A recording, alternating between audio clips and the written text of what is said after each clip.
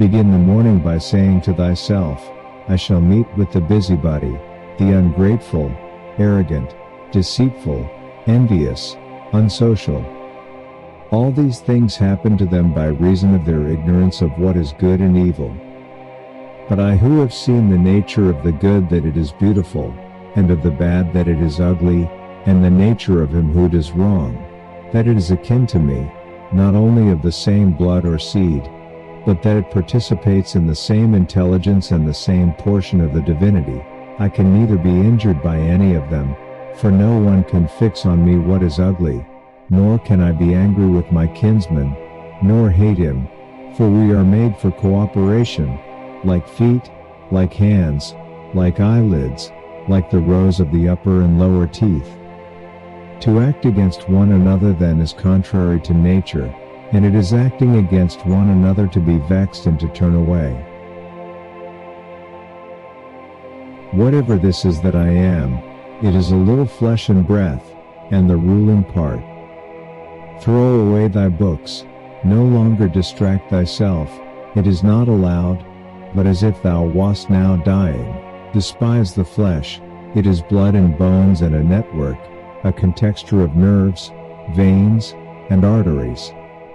See the breath also, what kind of a thing it is, air, and not always the same, but every moment sent out and again sucked in. The third then is the ruling part.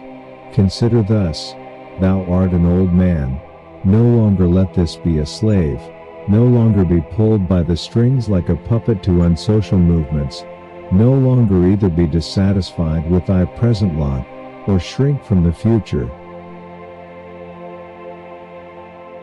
All that is from the gods is full of providence. That which is from fortune is not separated from nature or without an interweaving and involution with the things which are ordered by providence.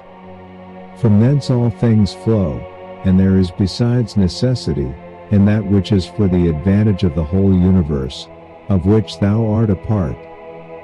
But that is good for every part of nature which the nature of the whole brings, and what serves to maintain this nature. Now the universe is preserved, as by the changes of the elements so by the changes of things compounded of the elements. Let these principles be enough for thee, let them always be fixed opinions. But cast away the thirst after books, that thou mayest not die murmuring, but cheerfully, truly, and from thy heart thankful to the gods. Remember how long thou hast been putting off these things, and how often thou hast received an opportunity from the gods, and yet dost not use it. Thou must now at last perceive of what universe thou art a part, and of what administrator of the universe thy existence is an efflux, and that a limit of time is fixed for thee, which if thou dost not use for clearing away the clouds from thy mind, it will go and thou wilt go, and it will never return. Every moment think steadily as a Roman and a man to do what thou hast in hand with perfect and simple dignity, and feeling of affection, and freedom, and justice, and to give thyself relief from all other thoughts.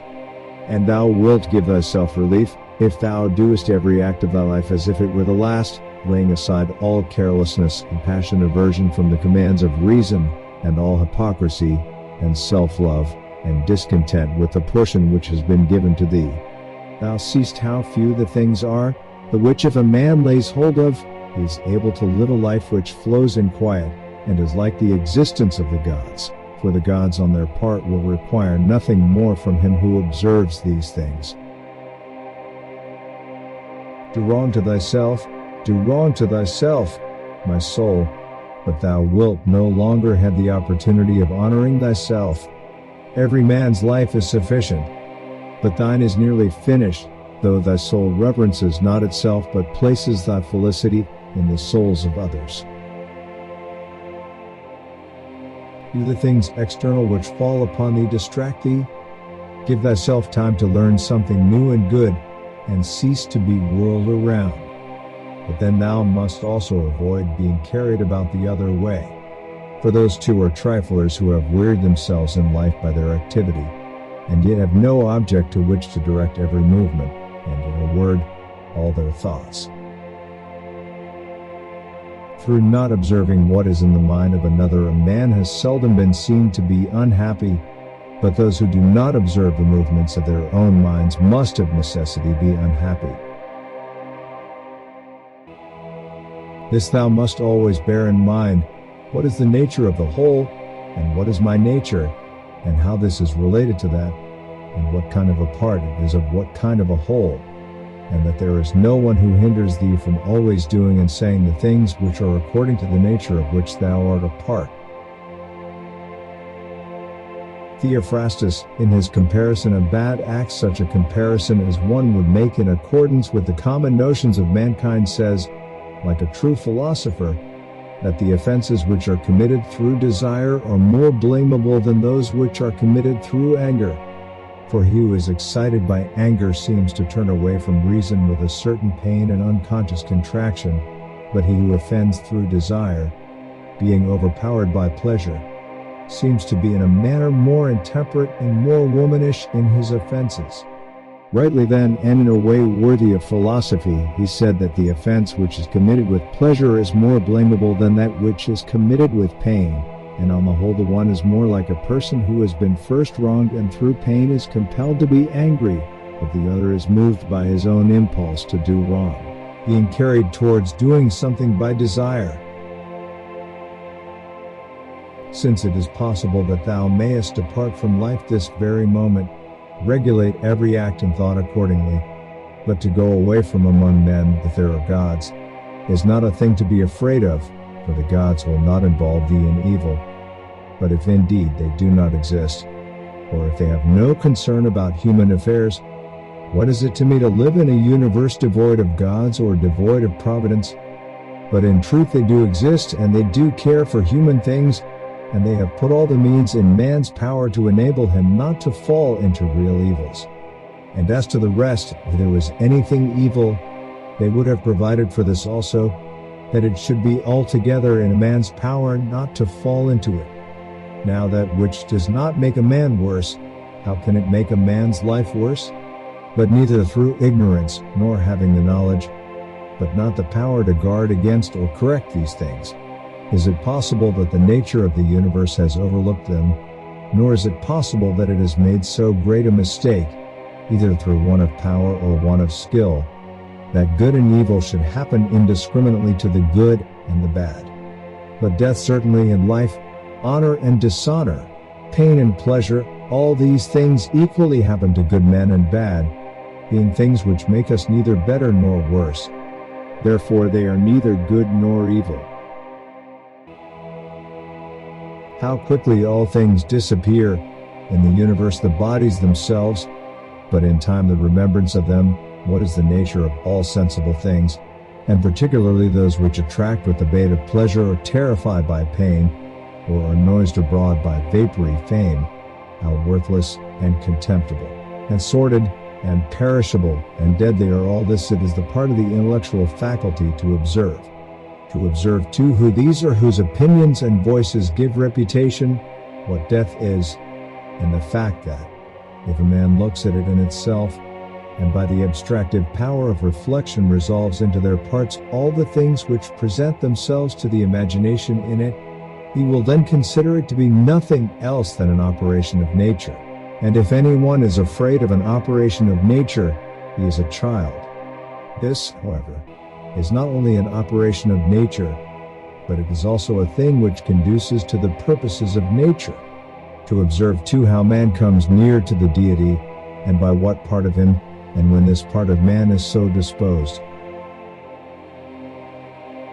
Nothing is more wretched than a man who traverses everything in a round, and pries into the things beneath the earth, as the poet says, and seeks by conjecture what is in the minds of his neighbors, without perceiving that it is sufficient to attend to the demon within him, and to reverence it sincerely. And reverence of the demon consists in keeping it pure from passion and thoughtlessness, and dissatisfaction with what comes from gods and men. For the things from the gods merit veneration for their excellence, and the things from men should be dear to us by reason of kinship, and sometimes even, in a manner, they move our pity by reason of men's ignorance of good and bad, this defect being not less than that which deprives us of the power of distinguishing things that are white and black.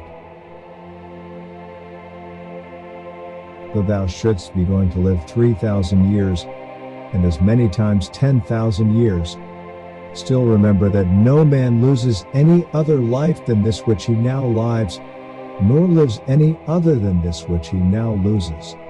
The longest and shortest are thus brought to the same. For the present is the same to all, though that which perishes is not the same, and so that which is lost appears to be a mere moment. For a man cannot lose either the past or the future, for what a man has not, how can any one take this from him? These two things then thou must bear in mind: the one, that all things from eternity are of like forms and come round in a circle, and that it makes no difference whether a man shall see the same things during 100 years or 200, or an infinite time; and the second, that the longest liver and he who will die soonest lose just the same. For the present is the only thing of which a man can be deprived, if it is true that this is the only thing which he has, and that a man cannot lose a thing if he has it not. Remember that all is opinion, for what was said by the cynic Monimus is manifest, and manifest too is the use of what was said, if a man receives what may be got out of it as far as it is true. The soul of man does violence to itself, first of all, when it becomes an abscess and, as it were, tumor on the universe, so far as it can. For to be vexed at anything which happens is a separation of ourselves from nature, in some part of which the natures of all other things are contained. In the next place, the soul does violence to itself when it turns away from any man, or even moves towards him with the intention of injuring, such as are the souls of those who are angry. In the third place, the soul does violence to itself when it is overpowered by pleasure or by pain. Fourthly, when it plays a part, and does or says anything insincerely and untruly. Fifthly, when it allows any act of its own and any movement to be without an aim, and does anything thoughtlessly and without considering what it is, it being right that even the smallest things be done with reference to an end, and the end of rational animals is to follow the reason and the law of the most ancient city in polity. Of human life the time is a point, and the substance is in a flux, and the perception dull, and the composition of the whole body subject to putrefaction, and the soul a whirl, and fortune hard to divine, and fame a thing devoid of judgment. And, to say all in a word, everything which belongs to the body is a stream, and what belongs to the soul is a dream and vapor, and life is a warfare and a stranger's sojourn, and after fame is oblivion. What then is that which is able to conduct a man? One thing and only one, philosophy. But this consists in keeping the demon within a man free from violence and unharmed, superior to pains and pleasures, doing nothing without purpose, nor yet falsely and with hypocrisy, not feeling the need of another man's doing or not doing anything, and besides, accepting all that happens, and all that is allotted, as coming from thence, wherever it is, from whence he himself came, and finally, waiting for death with a cheerful mind, as being nothing else than a dissolution of the elements of which every living being is compounded. But if there is no harm to the elements themselves in each continually changing into another, why should a man have any apprehension about the change and dissolution of all the elements? For it is according to nature, and nothing is evil which is according to nature.